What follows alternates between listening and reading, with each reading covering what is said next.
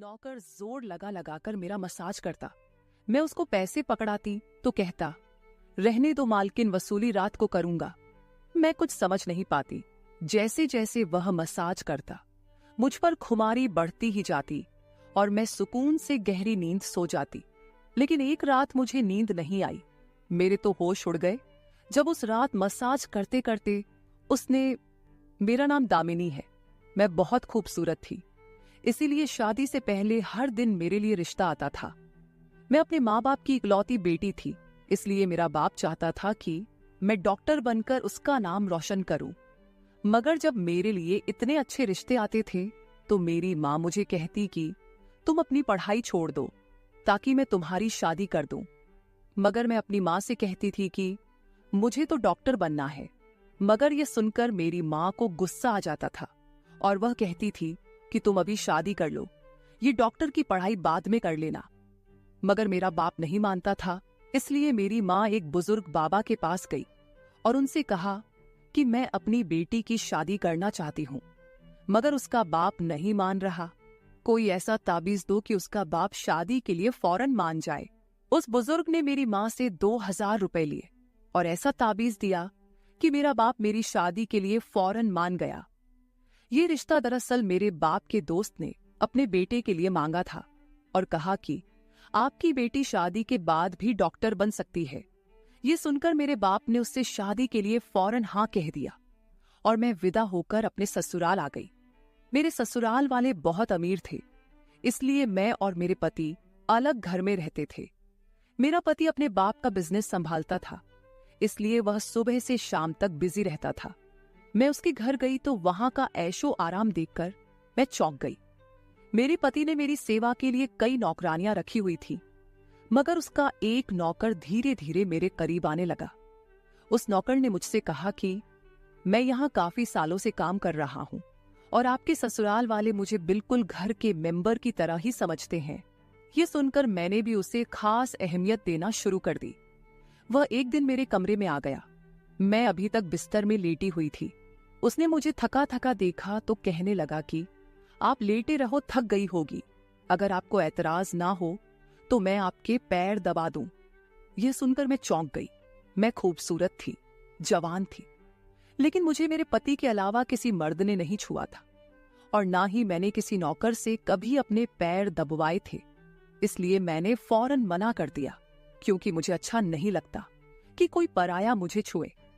यह सुनकर वह चुप हो गया और मेरे कमरे से चला गया। तभी मुझे एहसास हुआ कि मैंने उसकी बात का जवाब बहुत सख्ती से दिया था।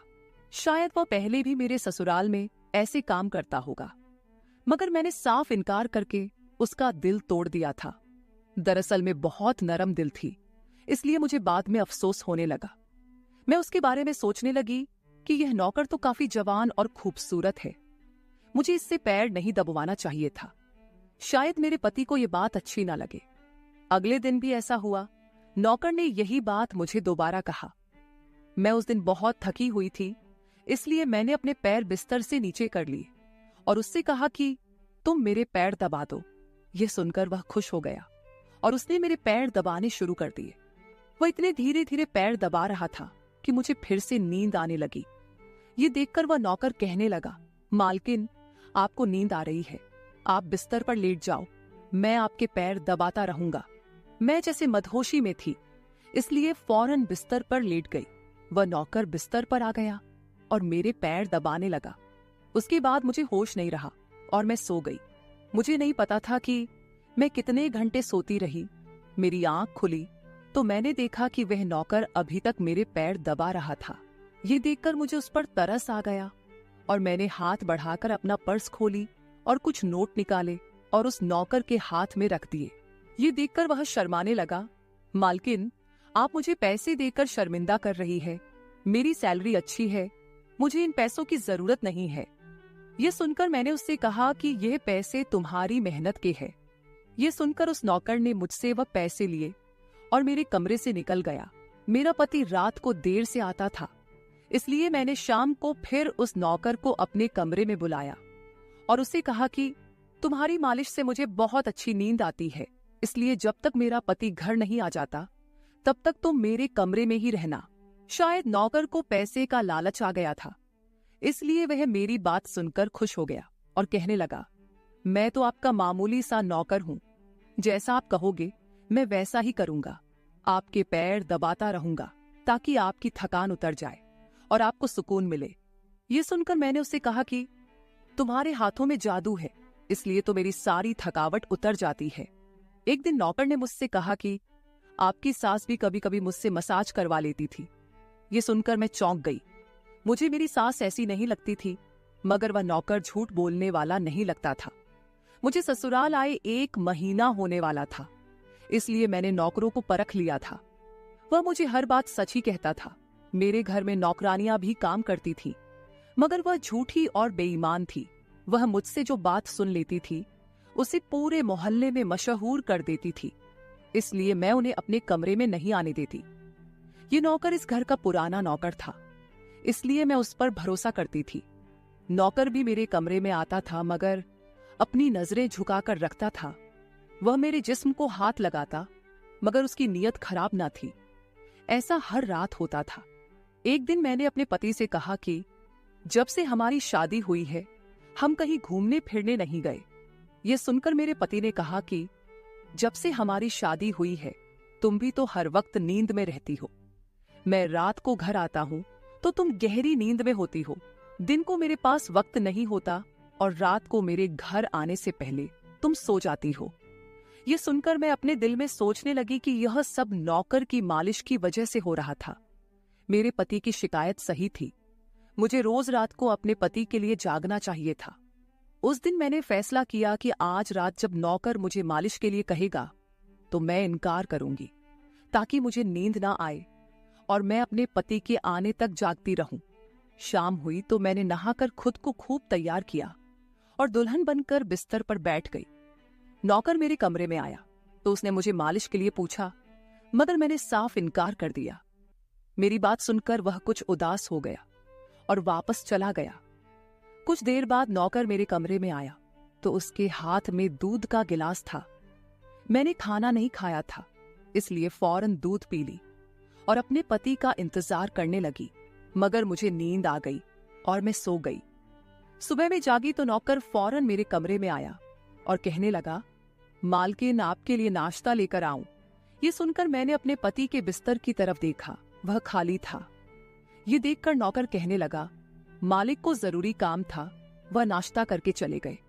ये सुनकर मेरा मूड खराब हो गया। मैं रात भर उसका इंतजार करती रही, मगर वह सुबह होते ही ऑफिस चला गया। मैंने नौकर से कहा कि मेरे लिए चाय ले आओ। नौकर कमरे से बाहर निकल गया। तभी मैंने अपने जिस्म की तरफ देखा तो चौंक गई। रात को मैंने दुल्हन का कपड़ा पहना हुआ था, मगर अब मेरे जिस्म पर कोई और कपड़े थे। मगर मैंने अभी जेवरात पहने हुए थे। मेरा सर भारी होने लगा। मुझे यह सोचकर चक्कर आने लगे कि रात को मेरे साथ क्या हुआ था और मेरे कमरे में कौन था और उसने मेरे साथ क्या किया था। मगर मुझे कुछ याद ना आया। मेरा दिल घबराने लगा और मैंने अपना सर पकड़ लिया। मेरा पूरा जिस्म दर्द कर रहा था, इसलिए नौकर चाय लेकर आया तो मैंने उससे कहा कि मेरा जिस्म दबा दो। यह सुनकर वह बिस्तर पर आ गया और मुझे दबाने लगा। उस दिन मैं देर तक बिस्तर पर पड़ी रही। उस दिन मेरे पति अचानक घर आ गए। मैंने उसे देखा तो उस पर बरस पड़ी। मैं रात को तुम्हारे लिए दुल्हन बनकर जागती रही, मगर तुम नहीं आए। ये सुनकर मेरे पति कहने लगे, मैं रात को कमरे में आया तो तुम गहरी नींद में थी, इसलिए मैंने तुम्हें नहीं जगाया। ये सुनकर मैं चौंक गई, मगर मेरे कपड़े किसने बदली किए और नींद पूरी होने के बावजूद मेरा जिस्म क्यों दर्द कर रहा है। मैं उलझ गई थी। मेरे पति कहने लगे, अच्छा ठीक है, मूड खराब करने की जरूरत नहीं है।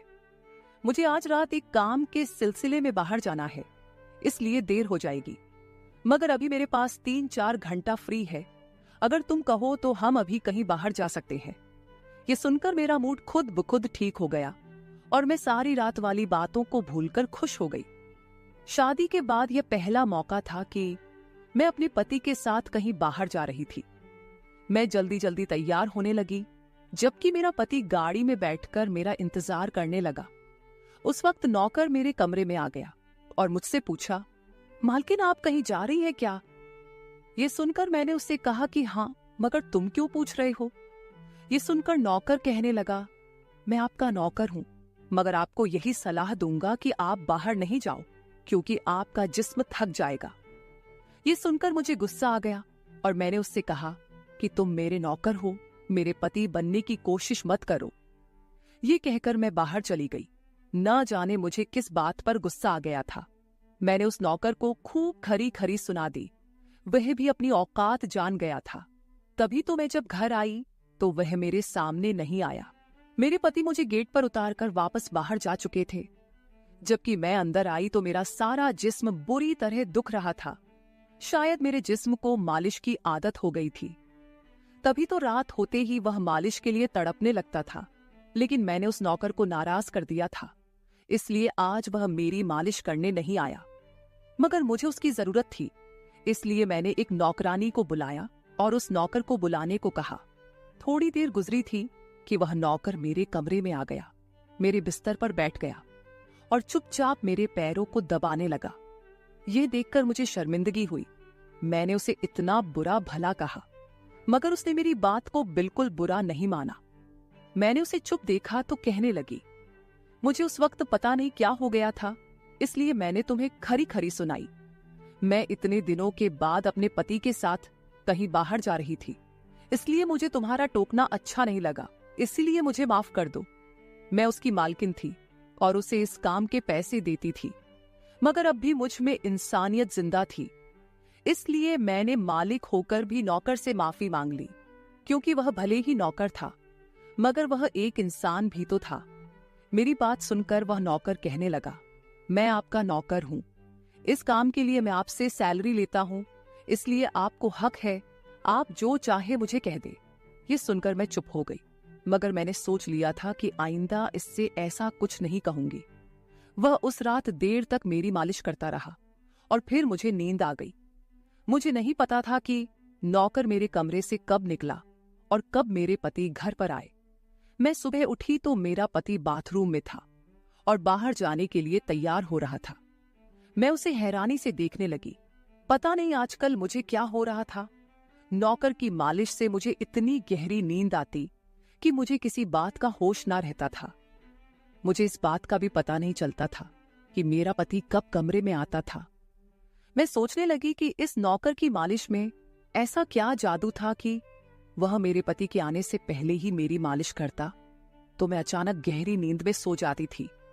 सुबह जब मैं उठती तो मेरा सर भारी महसूस होता और मैं चलने फिरने के काबिल नहीं रहती। मगर यह बात मैंने अपने पति को नहीं बताई, क्योंकि मैं नहीं चाहती थी कि ये बात मेरे पति को पता चले कि मैं उस नौकर से मसाज करवाती थी। एक दिन मेरा पति दिन के वक्त घर पर ही रहा। मैंने नौकर से घर के सारे काम करवाए, अपने कमरे में नहीं आने दिया। नौकर भी घर के सारे काम करता रहा और मसाज वाली बात किसी के सामने अपने मुंह से नहीं निकाली। मैं भी चाहती थी कि यह बात किसी को पता ना चले। इस दौरान जब मेरा पति घर से बाहर जाता था, मैं उस नौकर को कमरे में बुला लेती थी। मगर एक दिन मेरा पति अचानक ही घर आ गया और मैं कमरे में थी। यह देखकर मैं बहुत घबरा गई और सोचा कि पति के आने से पहले नौकर को भगा दूं। मगर यह नौकर भी बड़ा समझदार था। मेरे पति के आने से पहले दूसरे काम पर लग गया और मेरे पति को कुछ पता नहीं चला। मैं मसाज घर की नौकरानियों से भी करवा सकती थी, मगर उस नौकर के हाथ में क्या जादू था कि मैं उसे हर रोज अपने कमरे में बुला लेती थी। मुझे पता नहीं क्या हो जा रहा था। जिस रात मैं नौकर से मसाज नहीं करवाती थी, उस रात मेरे पूरे जिस्म में दर्द हो जाता था। सुबह मैं जागती तो मेरा सर भारी हो जाता था और मुझे थकान भी हो जाती थी। एक रात मैंने नौकर से मालिश करवाई और गहरी नींद सो गई। सुबह मेरी आंख खुली तो फिर से मेरे कपड़े चेंज हो चुके थे। ये क्या माजरा था? ऐसा कौन करता था? क्या मेरा पति मेरे साथ ऐसा कर रहा था?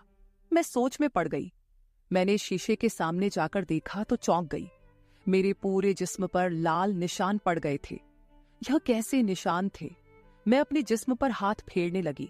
मैं जैसे उस निशान को मिटाना चाहती थी, मगर ऐसा ना हुआ। अगले दिन फिर मैंने अपने जिस्म को देखा कि निशान खत्म होने के बजाय फैलने लगे थे। मैं घबरा गई। तभी मेरे कमरे में नौकर आ गया और उसने मुझे मालिश को कहा। मैं उस निशान को छुपाना चाहती थी, इसलिए उसे कहा कि आज तुम सिर्फ मेरे पैर दबा दो। उसने मुझसे कुछ नहीं पूछा, मगर मैं अंदर ही अंदर डर रही थी। किसी दिन मेरे पति ने यह निशान देख लिए तो मैं उसे क्या जवाब दूंगी। मैं ये सोच सोचकर थक चुकी थी, इसलिए मैंने तकिए पर पैर रख दिए। नौकर मेरा मसाज करने लगा। मेरी आंखें नींद से बंद होने लगी थी। तभी मुझे नौकर ने ऐसी बात कह दी जिसे सुनकर मेरे होश उड़ गए। उसने मुझसे कहा, मालकिन आप मुझे बहुत अच्छी लगती हो। मेरी आंखें बहुत बोझल होने लगी थी। मुझे उसकी बात समझ नहीं आई और फिर मैं गहरी नींद सो गई। सुबह मेरी आंख खुली तो मेरा पति भी बिस्तर में लेटा हुआ था। मेरा सर भारी हो रहा था और जिस्म दर्द से छूट रहा था, मगर उसके बावजूद मैं अपने पति के करीब गई और उसे धीरे से उस निशान के बारे में बता दिया। मैंने सोचा कि यह निशान बढ़ रहे थे, इसलिए मुझे यह बात अपने पति को बता देनी चाहिए। यह सुनकर मेरे पति ने मेरे जिस्म से कपड़ा हटाया तो वह उछल पड़ा। वह मुझसे दूर हो गया और कहने लगा, तुमने मुझे धोखा दिया है, बेवफाई की है और तुम्हें उसी की सजा मिली है। यह कोई बीमारी नहीं है, बल्कि तुम्हारा गुनाह है। मुझ में क्या कमी थी जो तुमने दूसरा मर्द तलाश कर लिया। मैं काम में बिजी था, मर तो नहीं गया था कि तुमने एक और चक्कर चला लिया। यह सुनकर मैं हक्का बक्का रह गई। मैंने उससे कहा कि यह आप कैसी बातें कर रहे हैं, मैं बेकसूर हूं। मगर मेरा पति हंसने लगा और कहने लगा, ये निशान बता रहे हैं कि तुम गुनहगार हो, इसीलिए मेरे घर से निकल जाओ। मैं तुम्हें तलाक के पेपर भेज दूंगा। उसने मुझे धक्के मार मार कर घर से निकाल दिया। मैं रोते हुए अपने माँ बाप के घर आ गई और उन्हें अपनी बेगुनाही का यकीन दिलाया। वह मेरे अपने थे, इसलिए उन्होंने यकीन कर लिया। उन्होंने कहा कि वह मेरे पति से बात करने जाएंगे, मगर उनके जाने से पहले ही तलाक के कागज आ गए और मेरी हंसती मुस्कुराती दुनिया उजड़ गई। मैं इसका जिम्मेदार किसको ठहराती? कोई भी तो नहीं था। मैं कई दिनों तक रोती रही। मुझे ऐसा लगने लगा था जैसे मैं मरने वाली थी। एक दिन मेरी माँ मेरे कमरे में आई और कहने लगी कि तुमसे कोई मिलने आया है। मैं भागकर गई कि शायद मेरे पति आए हो, उसे मेरी बेगुनाही का एहसास हो गया हो। मगर वहां मेरा पति नहीं था, बल्कि वही नौकर था जो उसके घर काम करता था। मैंने उसे आने का कारण पूछा तो वह कहने लगा, मैं आपके उन निशानों के बारे में जानता हूं। यह सुनकर मैं चौंक गई। मैंने उसको कसकर पकड़ा और उसकी शर्ट का बटन एक झटके से खोल दिया। मुझे अब समझ आया कि मेरे पति ने मुझ पर इतने गंदे इल्जाम क्यों लगाए थे। ये कहकर मैंने नौकर के सीने पर मुक्के मारने शुरू कर दिए। मैंने कहा, ये निशान मेरे जिस्म पर कैसे आए? तुमने मसाज के बहाने मेरे साथ क्या क्या किया था? मुझे सच सच बताओ। ये सुनकर नौकर ने मेरे दोनों हाथ पकड़ लिए और कहने लगा, मेरा नाम राजेंद्र है और मैं तुम्हारे साथ यूनिवर्सिटी में पढ़ता था, मगर मुझे तुमसे प्यार हो गया। मैं भी डॉक्टर बनना चाहता था और मैंने सोचा था कि जब हम दोनों डॉक्टर बन जाएंगे तो मैं तुम्हारे बाप से तुम्हारा हाथ मांग लूंगा।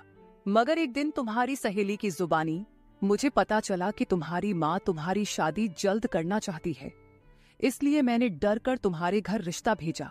मगर तुम्हारे बाप ने इनकार कर दिया और कहा कि मैं अपनी बेटी की शादी तब करूंगा जब वह डॉक्टर बन जाएगी।